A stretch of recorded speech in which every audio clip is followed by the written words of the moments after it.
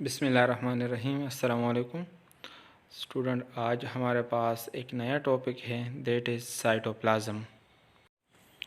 Cytoplasm को हम इस तरह डिफ़ाइन कर सकते हैं, the cytoplasm is a jelly like material which is mostly made out of water. अगर हम सेल को देखना चाहें और सेल के अंदर अगर हम साइटोप्लाज्म को देख रहे हैं तो सेल के अंदर एक जेली लाइक मटीरियल होगा। उसी जेली लाइक मटीरियल को हम साइटोप्लाज्म कहते हैं। साइटोप्लाज्म 90% वाटर से बना हुआ होगा, तो जिसकी वजह से ज़्यादातर एक्टिविटीज़ इसी वाटर की वजह से परफॉर्म हो रही होती है। सिमिलरली अगर साइटोप्लाज्म देखना चाहें और इसको स्टडी करना चाहें तो सेल में ज़्यादातर मेजॉरिटी ऑफ द केसेस जो एक्टिविटीज़ परफॉर्म होती है वो इसी साइटोप्लाज्म में ही होती है, और यही वो साइटोप्लाज्म है which is present between the nucleus and cell membrane.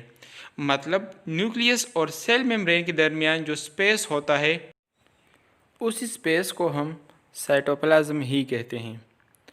अगर हम साइटोप्लाज्म देखें तो साइटोप्लाज्म के सॉल्युबल पार्ट को हम साइटोसोल कहते हैं। यही वो साइटोसोल पोर्शन ही होता है जिसमें सेल अपने बायोकेमिकल रिएक्शन को परफॉर्म कर रहा होता है।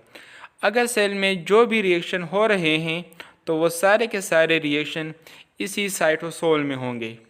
सिमिलरली साइटोप्लाज्म में साइटोसोल के अलावा ऑर्गेनेल्स भी प्रेजेंट होती है। यही वो ऑर्गेनेल्स होती है जो अपना फंक्शन परफॉर्म कर रही होती है। ऑर्गेनेल्स में हमारे पास न्यूक्लियस होता है, endoplasmic reticulum, Golgi bodies, mitochondria, chloroplast, ribosome, lysosome, glyoxysome etcetera. ये सारे वो ऑर्गेनेल्स होते हैं जो इसी साइटोप्लाज्म में प्रेजेंट होते हैं।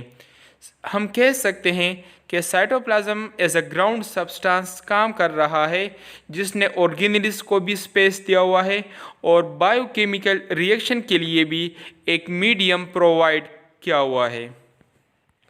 अब इसी चीज़ को लेके हम साइटोप्लाज्म के बारे में पढ़ते हैं। तो जिस तरह मैंने आपको बता दिया, साइटोप्लाज्म के सोल्युबल पार्ट को हम साइटोसोल कहते हैं। साइटोसोल कलरलेस होता है, इसका कोई कलर नहीं होता, स्लाइमी होता है, थिक होगा और ट्रांसपेरेंट मिलेगा।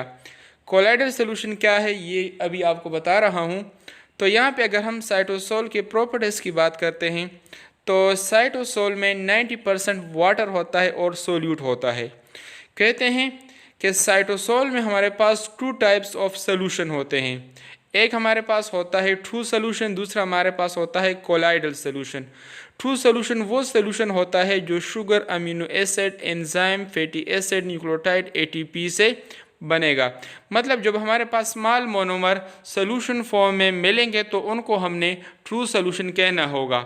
लेकिन इसके साथ साथ जो हमारे पास लार्ज मॉलिक्यूल होते हैं, जिस तरह यहाँ पे भी आपको बी नंबर पे नज़र आ रहा है, जो लार्ज मॉलिक्यूल होते हैं, प्रोटीन होता है, इसके अलावा हमारे पास कार्बोहाइड्रेट, लिपिड्स, तो इनके सोल्यूशन को हम कोलाइडल सोल्यूशन कहेंगे। इसी साइटोसोल में माइक्रोफिलामेंट होते हैं और माइक्रोट्यूब्यूल्स। माइक्रोफिलामेंट और माइक्रोट्यूब्यूल्स हमारे पास साइटोस्केलेटन है। माइक्रोफिलामेंट सेल की मूवमेंट में हेल्प दे रहा है, इसी तरह माइक्रोट्यूब्यूल सेल को डिफरेंट एक्टिविटीज़ में हेल्प दे रहे हैं। और यही वो साइटोसोल है जिसमें हमारे पास डिफरेंट बायोकेमिकल रिएक्शन हो रहे हैं। फॉर एग्ज़ाम्पल हमारे पास ग्लाइकोलाइसिस, ग्लाइकोजिनोलाइसिस, ग्लूकोजेनेसिस, ग्लूकोनियोजेनेसिस, ये सारे वो बायोकेमिकल रिएक्शन हैं जो साइटोसोल में परफॉर्म हो रहे हैं। लास्ट में हमारे पास है साइटोप्लाज्म का फंक्शन, जो मैंने आपको बता दिया है।